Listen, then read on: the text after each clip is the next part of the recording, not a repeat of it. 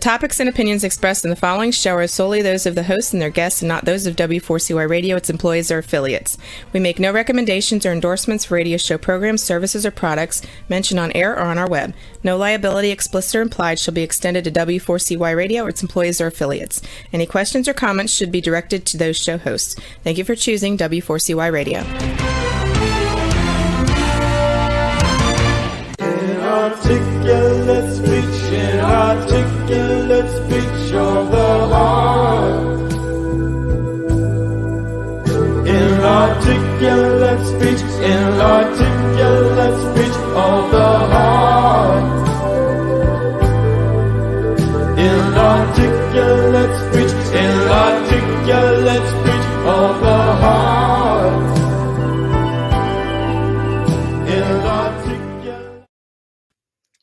Hello, and welcome to It's Your Voice, the show that hosts enriching conversations in diversity. My name is Bahia Yaksan. I'm a core alignment specialist, an emotional wisdom trainer, and a diversity educator. And if you've been following my show, you know I'm very interested in learning from different perspectives, and I've had the great fortune to live and work in various places in the world. And another great concern that you'll know if you've listened to all of my shows is the climate and how to sustain it, featuring people occasionally who have put a lot of thinking and time and work and energy into what I generally just generalize by saying green elements to whatever our work is. And today, I'm just really happy to have a guest who's a builder and a designer.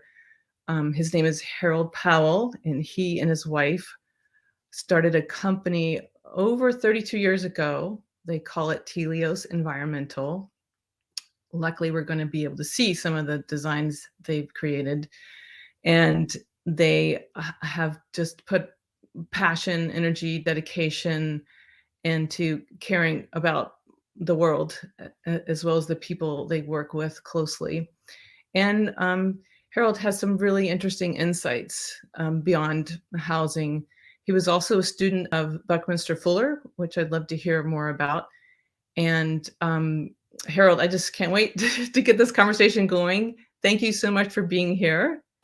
Welcome to the show. Oh, thank you for the opportunity. It's wonderful. And thank you also to Dorrie, you're the co-CEO, and your wife who helped this happen also. Right. And she's my co everything. Wonderful partnership.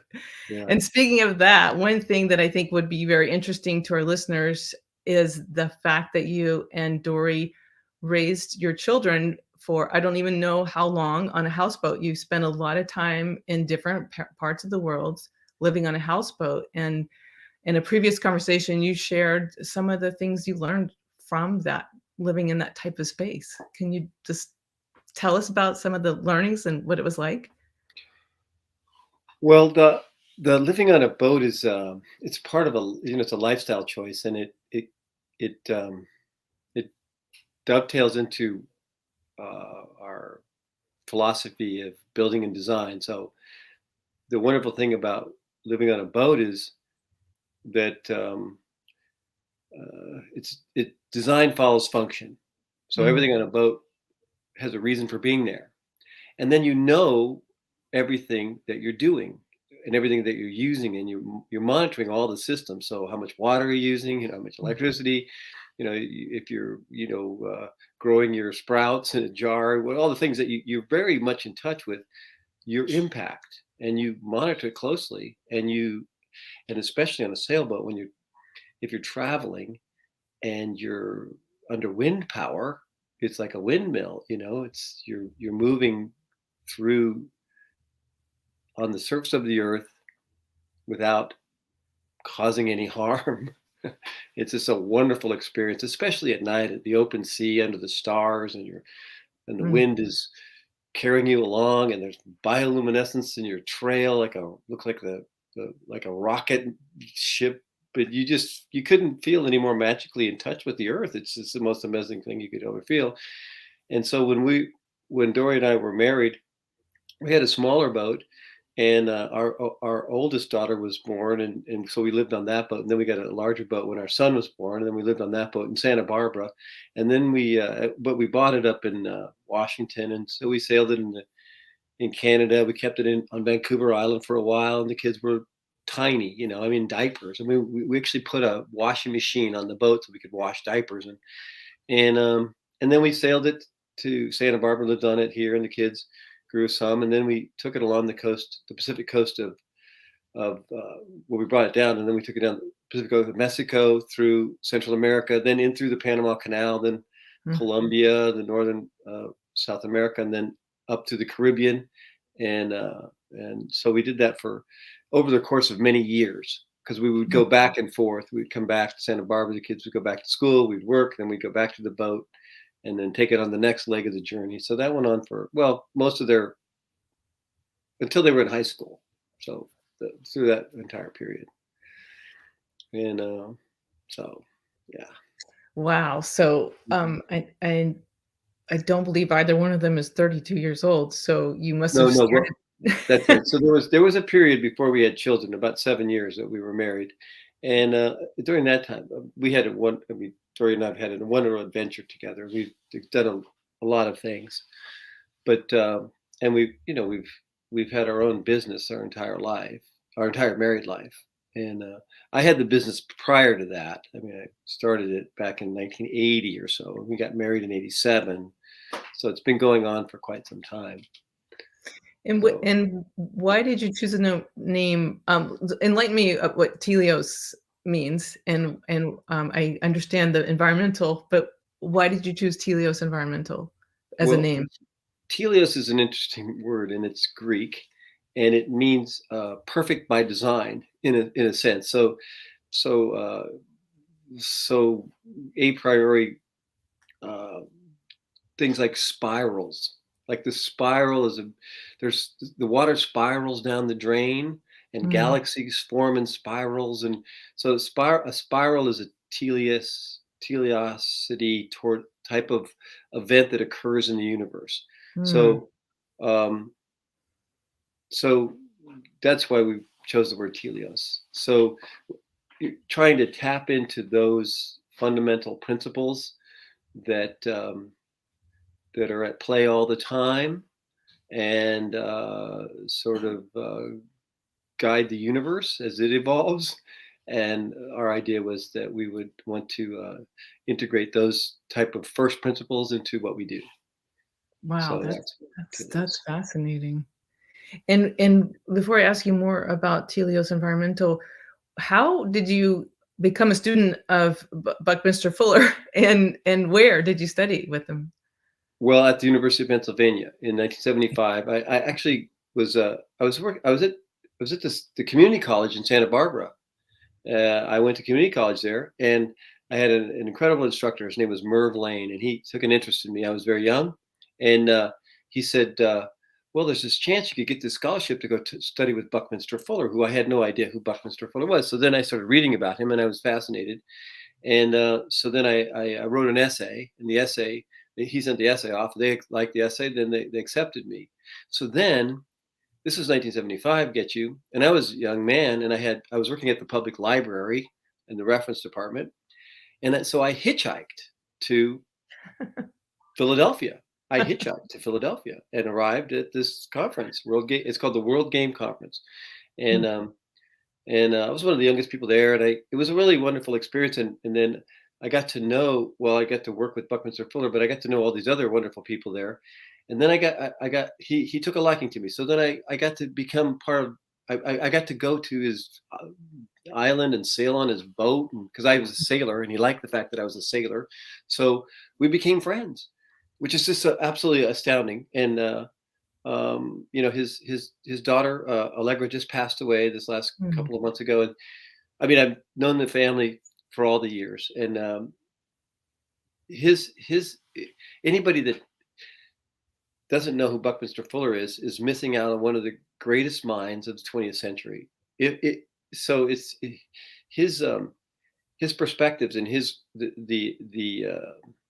depth of his search, and the depth of his integrity, and the depth of his commitment to sharing what he learned is one and is probably incomparable. Hmm. He's an amazing person, and so with his insights were what he learned and what he put into practice. I adopted wholeheartedly and in all respects. And then I worked with several nonprofits during the late 70s and into the early 80s that were associated with Buckminster Fuller. And so, you know, he invented the geodesic dome. Most people think of Buckminster Fuller and they think of the geodesic dome, which the largest one that most people are aware of is in Montreal. It was for the World's Fair. It was done just around the same time. And so that's such a long and complicated story. It's a wonderful story, but he had a powerful impact on me, more powerful than anyone else has.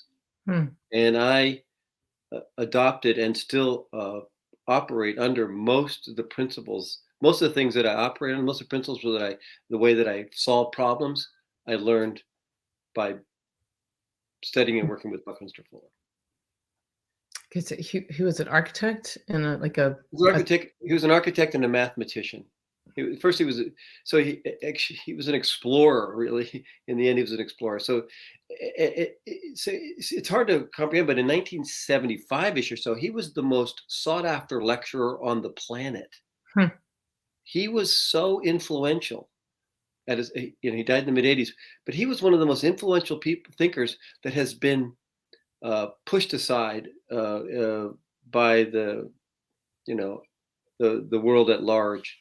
But his ideas, I mean, there's even an element named after him, Buckminster Fuller, because he was having insights into the very fundamental properties and principles of the universe and physics that weren't appreciated at the time.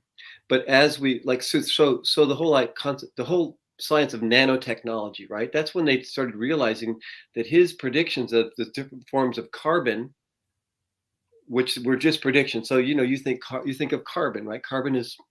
We're all worried about carbon right now, right? Carbon dioxide is one of the things that we worry a lot about right now, right? And carbon has many forms. It's coal, right? It's carbohydrates. It's carbon. It's diamond. Is a form of carbon, the hardest thing we know of. But there are things that are even harder than diamond, and Buckminster Fuller predicted them before they were found. So he predicted them back in the 60s. He predicted that the mathematics that he developed that led to geodesics, which is a form of mathematics. So there's a reason that when you come to an intersection, you have to stop, because it's based on Cartesian coordinate system, which is what all modern mathematics is based on. So when you do a graph, it's a 90-degree coordinate system, and right, and so you graph at 90 degrees. And so we built our world. The modern mechanized world was built on Cartesian coordinate systems and mathematics based on the 90-degree coordinate system. Well, 90 degrees is an inherently unstable. At 90 degrees, that's an unstable, but 60 degrees is stable. So triangles are stable. So it's a very in-depth story. Wow. But so his insights into all those types of principles, first principles in the universe, were transformative, and they are transformative, and they're still very, very, very much needed today. I mean, they're everything that so. So at this World Game Workshop in 1975, right, there was so many incredible people there, but climate change and all these topics were forefront, and everyone was. This is what the purpose of it was to look at global resources, trends, and needs on a global scale, and then look at all of where we are, where we're headed, and what's needed. And so the writing was on the wall of all of the problems. They were apparent if you looked, but the great masses of science and the great masses of industry weren't looking. They were ignoring all of these issues, which we know, right? Now we're at this point in time, and not only you can't just say it's ignorance, right? Now we know that there's volitional, like people just turning a blind eye Mhm. and denying it for their own purposes. But back then, it was just their eyes were just being opened. People were Mm. just beginning to see that Wow. that So that there were unintended consequences to so many of the things that we were doing, and if you didn't begin to take those things into consideration, you were setting yourself up for a bad time. so you really took that to heart and So yeah, I mean, it's at that age, you're when you're young, there's a point. I think that seriously, when you're young, you want to find out the truth. You Mhm. know, and the hard thing about the truth is usually when you learn it, it pisses you off. It's upsetting. You go, wait Mhm. a minute, I thought this was America, was a wonderful country, and then you find out, well, no, it's based on genocide and slavery. You go, oh, I didn't want to know, but then you know it, and then you feel it, but then you have to grow from there, and then so that's the way that's the trajectory of my life was to be a, a, a selfish young man, and I got to study with Buckminster Fuller, which kind of opened my eyes to a bigger world than I'd ever conceived of, and then ideas that I had, and so that was just the beginning, and then it's just been a lifetime effort of trying to follow in his uh, footsteps and live my life by the best I could to integrate the principles that I've learned into how I conduct myself Mhm. and what I do. And you did mention the other day that, because I was asking about your, being very ignorant in the field of environmental, isms. I was asking about the the green elements and principles, and when we get to see the pictures, you can explain some things to us along the lines. But one thing that you said was like, what you have to deal with is compromise because we can't make everything happen the way to match everything that you want to happen. You talked about the compromise between societal pressures and like cultural factors and what a client wants. But can you say more about that now? Like, because you said you have to deal with it. Like it's something to accept. You can't Right. make it So, exactly. Yeah. I mean, everybody knows the word integrity, right? The word integrity. In fact, Buckminster Fuller's sailboat was called the Integrity. So Mm, integrity is a really important part of life. Perseverance, integrity, these things. So what is it to have integrity? It is to learn something and then try to apply it to your life, right? That's how you have integrity. You learn. So if you learn something's wrong, you say, I should do something about that, and I should live my life knowing that when I do this, there are consequences for what I'm doing. And the more you're aware of that, but so in the modern world, the more you understand how things, how the, that there is no, so there's no waste, right? In nature, there's no waste. mm, Nothing gets thrown away, right? Everything is regenerative. That's why it's regeneration. Everything's regenerating. Nothing goes to waste. There is no consumption. mm, Consumption is a one-way ticket.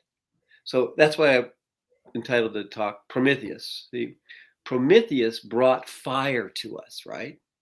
That's mhm, the Greek myth that right. Prometheus brought us fire, and Mhm, fire is consumption.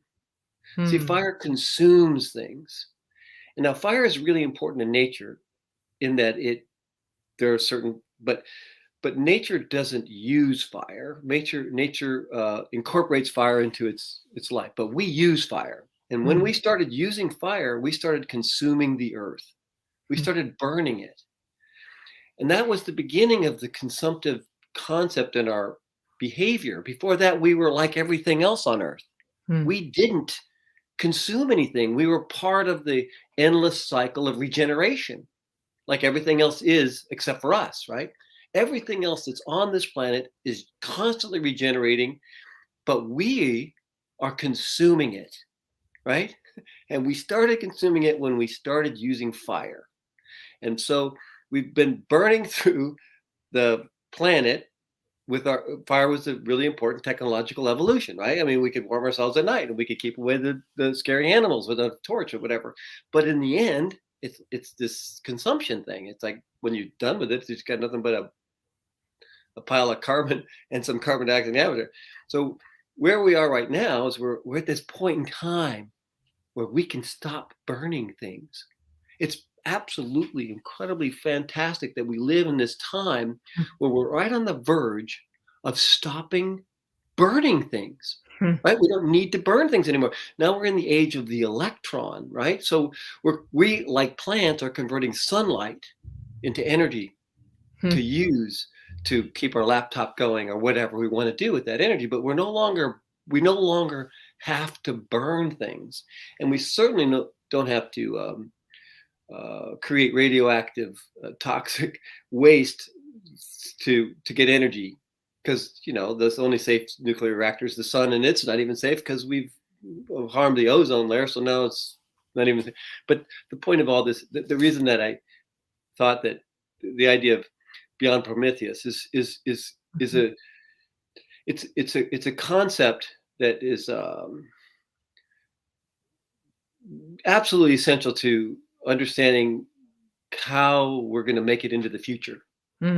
So that we have to understand where you've been, right? What you've done, where you are, in order to have any chance of figuring out where you're going, right? And we have to be honest with ourselves as how we got to where we are. And all of our purposeful behavior we don't think of nature as being purposeful. Nature, evolutionary design, all the wonder of the evolution wasn't, unless you're a creationist, and I know there are people out there that think that there's some super entity that created all of this, right? Designed it. That's so we're talking about design, right? And we are designers. Humans are designers. We design things purposefully. We say, oh, well, there's a problem. Let's design something to fix it, right? People don't have the people need shelter from the storm. We'll design a shelter, and we build a shelter. And we've been doing that for a long time, right? Since prehistory. We're designers. But it's purposeful. We have to when you wake up in the morning, you think, why am I going to do what I'm going to do today? I have to have a sense of purpose. But the universe doesn't have that. The universe doesn't wake up in the morning and go, what am I going to do today, and why am I going to do it? And all of the incredible things that we experience, all of life, is the product of just random mutations. The odd thing changes the world. The mutant, not the common, not tradition, not accepted norms, but the odd event is what fuels change. The mutant, the mutation is the hope of the future. It's a very weird thing to think, but when you go through your life and you want to try to figure out what it is you're supposed to do, we're all sort of said, well, you got to fit in, right? But really, fitting in is sort of the antithesis of what you need these outlier events. So Buckminster Fulmer was an outlier event. His intellect, and we know there's so many of them in science and literature and art, outliers who transformed our experience as humans. They opened a door that no one had even knew the door was there, and now we're like, oh my God, this is incredible. Who would have thought? And it's just so wonderful experience. And we're at that point right now. This is the most exciting time to be alive that there has ever been. I mean, never have been a better time to be alive, even though we certainly have serious problems and serious problems that we've created with our purpose. So so I was thinking about this, so if you come into the room and there's this huge mess, and the little kid's sitting there, and you go and you say, what happened? He says, I didn't do it on purpose. And you go, Okay, because that's okay. If you didn't do it on purpose, there's no, you don't want to say, oh, well, shame on you or whatever, and that's where we are. We're like this That's so being. interesting. We're I mean, desperately trying to see purpose, but yeah, but all these things are happening that we didn't mean to have happen. All these things are going wrong that we didn't mean to have go wrong. right. We're we're innocents. We're there's this idea that there's no blame. There's no blame. It's like, let it all go. All the stuff that's happened has led us to this point where the carbon dioxide levels are too high, the microplastic. There's stop the blame and design a better future, a regenerative future. Design systems that more accurately mimic nature. Okay. And now we have the insights to do that. Now we have the methodologies. Now we're gaining. So like a solar panel is like photosynthesis. It's like a leaf that Yeah. converts sunlight. Hmm. I mean, when you see a plant grow, you are just awed. I mean, you think all those colors are in the dirt, the flower. You're looking at the flower and going, "My God, look at that flower. Where's all that color come from? It's in the dirt." And you look at the dirt and it's just brown sort of, and you think, "Oh my God, it's amazing." But we're like that now. We're at that place where we're starting to tap into those types of insights into how, and it's just there's no. I mean, there's reason to be concerned. You have to be concerned. You have to face reality and be concerned about it. But on the other side of it, you have to say that we are gaining insights that are so powerful, so enriching, so enlivening. A day doesn't go by that we don't gain more insights into the very, very absolute fundamental structure of the universe and of life itself and how it does what it does, which is just there. So we have to figure out how to apply it. So to get back with Buckminster Fuller. Buckminster Fuller was all about design. He said, well, and so he was not a political animal. He wasn't like trying to change the world through politics or convincing people of what's right and what's wrong, right? He just said, well, focus on the design. And if you design a better thing, eventually it'll win out. Eventually, better design will float to the top and become what people choose to use. And so in architecture, where I've spent my life designing and building things, we've been on this journey of trying to figure out how to make enough housing for everybody, right? And how do you do that? And how do you do it so that it's regenerative, so that it's made out of things that are not end use, right? That get recycled, or that manage themselves. They take care of themselves. Like we do, like living things do. They take care of themselves. You don't need to take care of them. They regenerate, and to try to apply those kind of methodologies to how we live and how we move around and how we, that's the focus of my life, and it's what I've tried to do. But when you started this by asking me the compromises, so certainly life is just a series of compromises. I mean, once you get to the point where you have a pretty clear notion of how you wish things or want things to be, and you're moving there, you're just taking little baby steps, and you can't impose change. It has to just come organically, right? And one of the best examples of that, I think, is the organic food movement, right? We all know that organic food, nobody promoted it, no politicians. It grew from insightful farmers back in the day who just said, this is better. And they just kept going up against the system, and the system is just trying to hammer them and put them back in the box and tell them, and they just keep doing it and keep doing it. And then more and more people say, well, that is better. And then it just sort of happens from grassroots. Yeah, And I was going to say grassroots. It's a grassroots movement. It's organic food. It's grass. It's food. It's happening. It's so so much of what bothers people now, I think, is that they're looking for solutions, top-down solutions. Like, oh, if only the administration would do this, if only Congress would do that, if only who. But the real change is each and every one of us The real finding change is life, each and every one of us. right? Finding a lifestyle, and then living by example, right? And then just being quiet and living by example and doing the best you can in the way you can. And of course, that when you go buy that food stuff and it's in a plastic container, you just feel bad, right? Because Mhm. but you need to eat, and you go, shoot, why is this?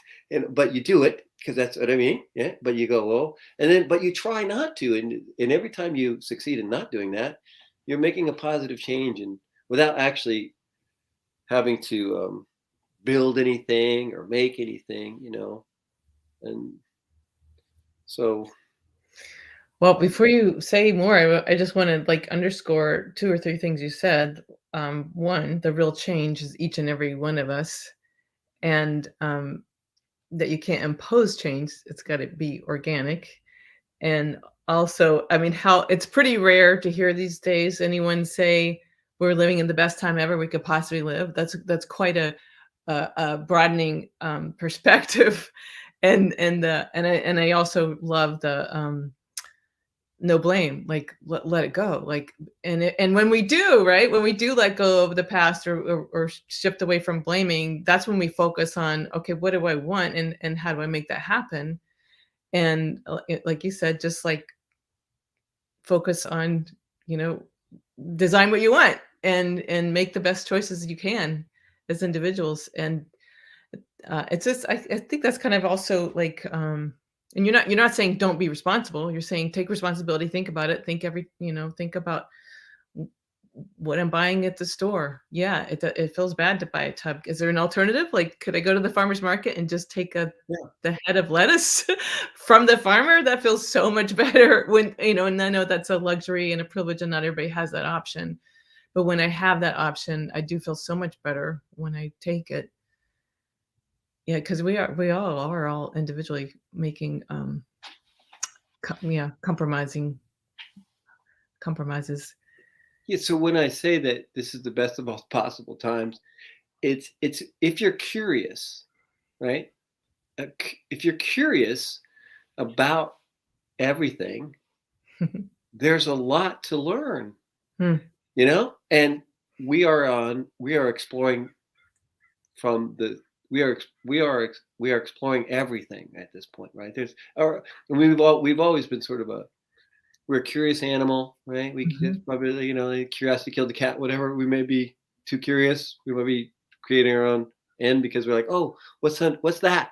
Poking it and whatever.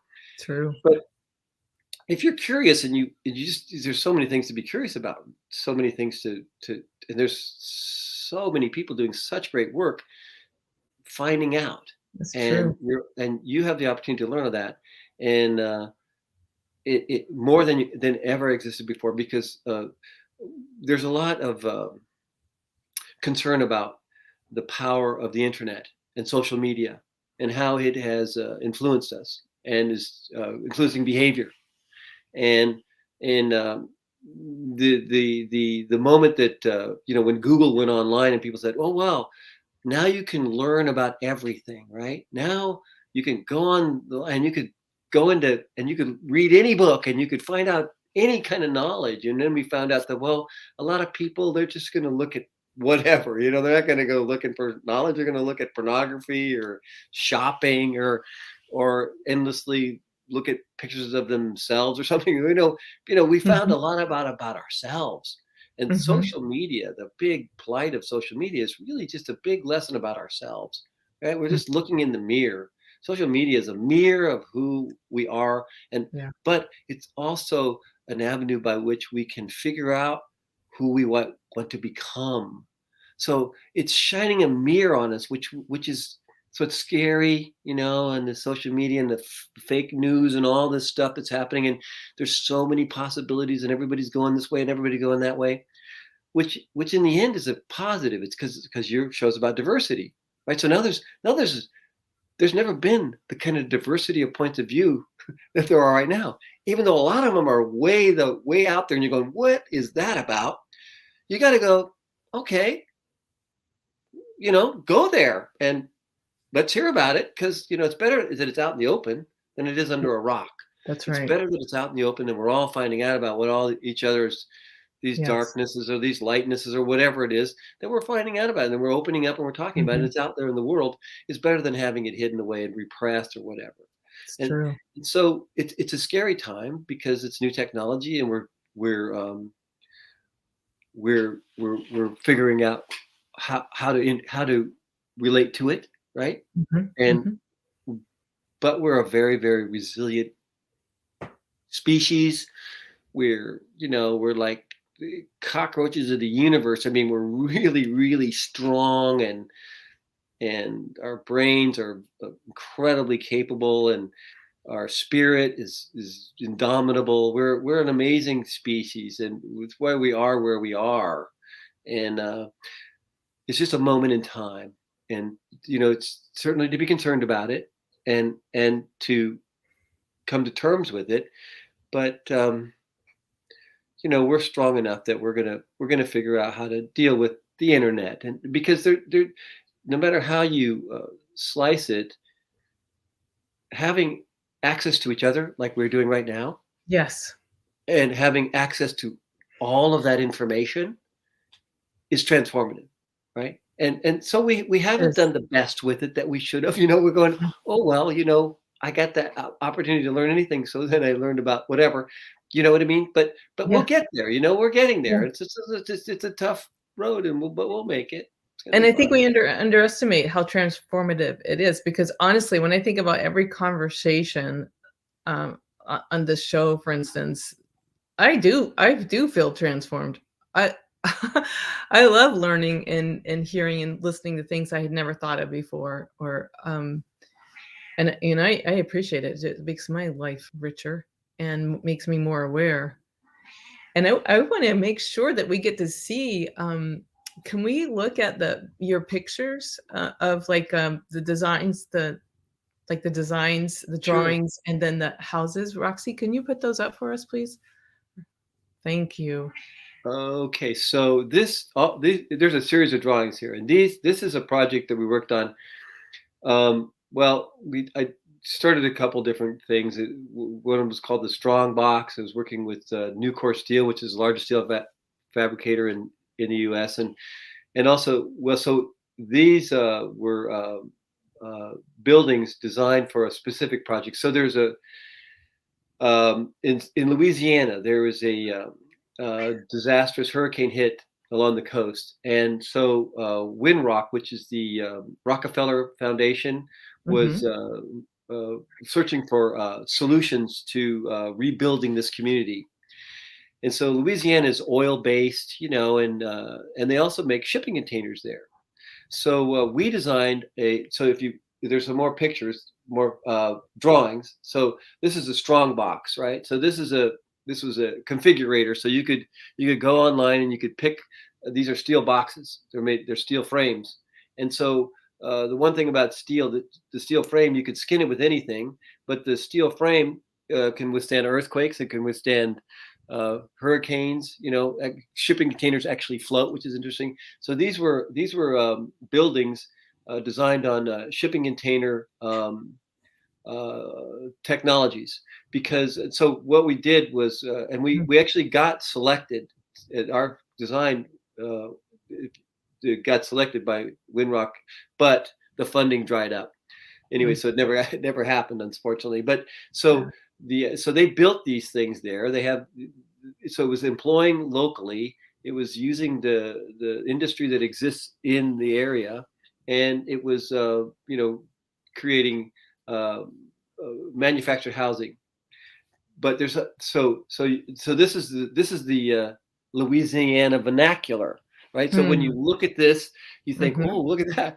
But that's all shipping containers. It's all Mm. based on shipping containers, but you just add some accoutrement, and it looks like a beautiful building that you would want to see in New Orleans, right? So we Very resourceful and regenerative. right. So well, yeah, so there's some anyway. So and then there's one more. I think there's one more. Oh, there's another drawing. So that's a bigger scene of what this village is going to look like. And then I think there's one more that shows it's a site plan. So there it is. So there's the whole town, right? That we designed the whole town, and the town you didn't need your cars. You everything was there's the transportation hub. Everything came into there, and then everything went through on paths that were electric. So Wow. it was a the idea was that it would be produce a lot of its own. And these are greenhouses that Wow. It's fantastic. we went to. So these are homes that are attached to greenhouses that Mm. produce hydroponically produce food throughout the year. Wow. Those are some of the other ideas that we do. This is just a grouping of those greenhouse. The, uh, they're just hydroponic greenhouses that Mm. this is a rendering of one of the houses. So they're built up on stilts because, of course, it's a floodplain, and you Mm. had to get up above when the hurricanes come. The water would just flow underneath it, and Wow. so that was just one of the. And it's all solar powered. This is a project that we did in Santa Barbara. This won an award from the County of Santa Barbara 2030 award. Which the 2030 idea was that by 2030 you would be carbon neutral. So this home was built, I think, in 2001 or something like that. It's carbon neutral. It's all solar powered, solar water heating, no gas, no fossil Mm. fuels, carbon neutral Mm. home. This is the glass front is a greenhouse. It's for passive solar heating. So the house would warm up, and then you could open those doors, let the warmth in the house, so you could close them off. Mm. Anyway, that was a project we did about 20 years ago. Mm. This is where we live now. This is our tiny home that we live in. It's solar powered. It's off grid entirely, 100%. We are battery backup. We're not hooked up to any utility.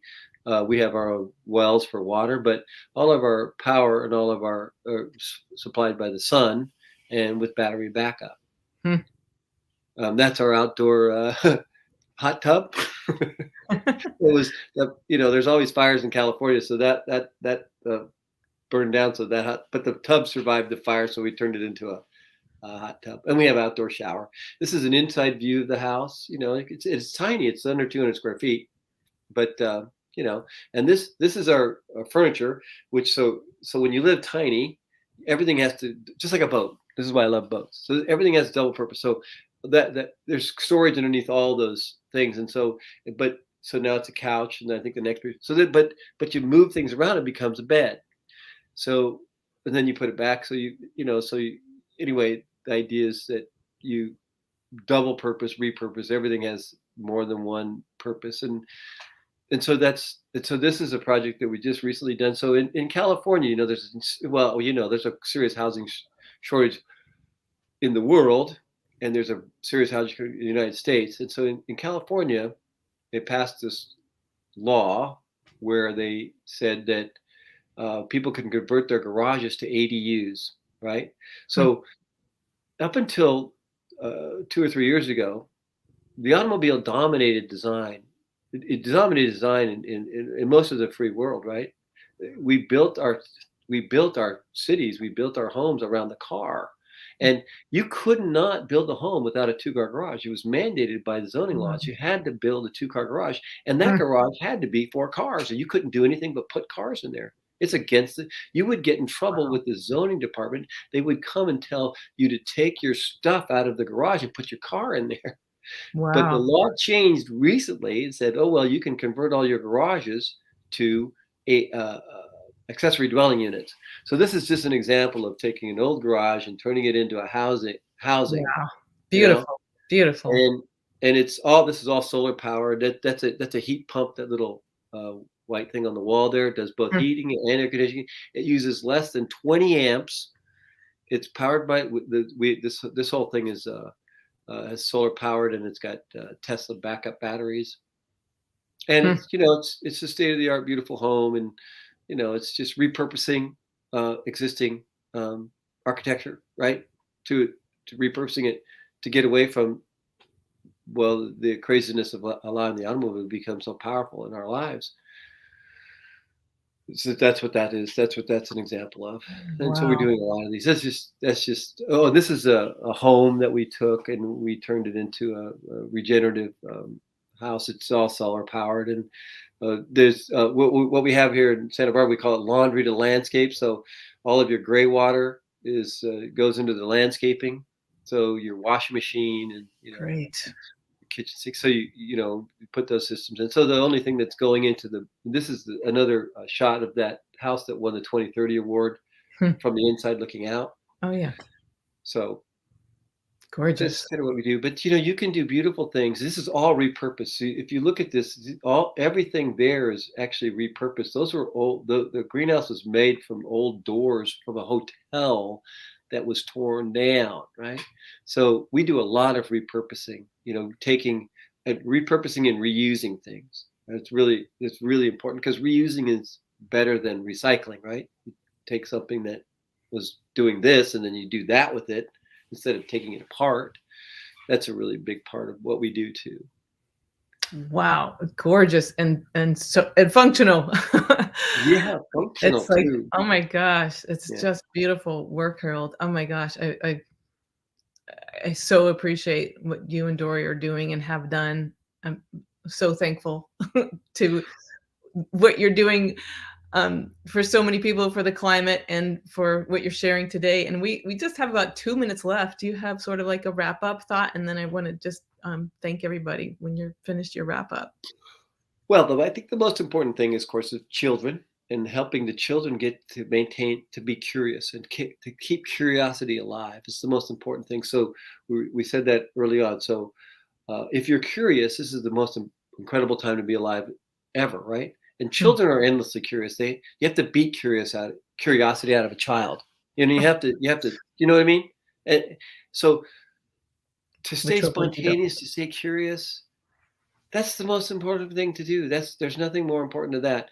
And then to try to live by example. Don't tell people what to do. Don't tell them what needs to be done. Just do it yourself. And a little bit at a time. You don't have to do a lot, just a little bit. And then they see it and they go, oh, I like. Oh, you look happy. I want to kind of like do that too. And it grows that way. It just does. That's the change that's going to happen. There's not going to be any great leader or any great, book or insight. It's just inside of us all. We all have the potential to be the best that we can be. And we just have to choose it.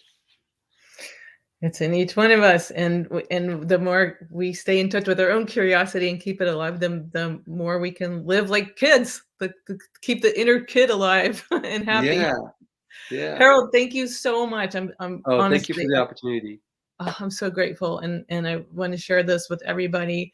Yeah. I also want to mention that if anyone's interested in the programs I develop for individuals, whether it's coaching or undoing bias trainings, you can find my programs at my website, which is knowwhatyouvantcoaching.wordpress.com. And you can find Harold and Dorrie at teliosenvironmental.com. And thank you, Roxy, for not only being our sound engineer, but our background everything engineer, and to our producer, Dean Piper. And be sure to tune in next Wednesday at 8 p.m. Eastern for our next show. Thank you, everybody. Thank you so much for the opportunity. Thank you, Bahia. Thank you. Inarticulate speech of the heart. Inarticulate speech of the heart. Inarticulate speech.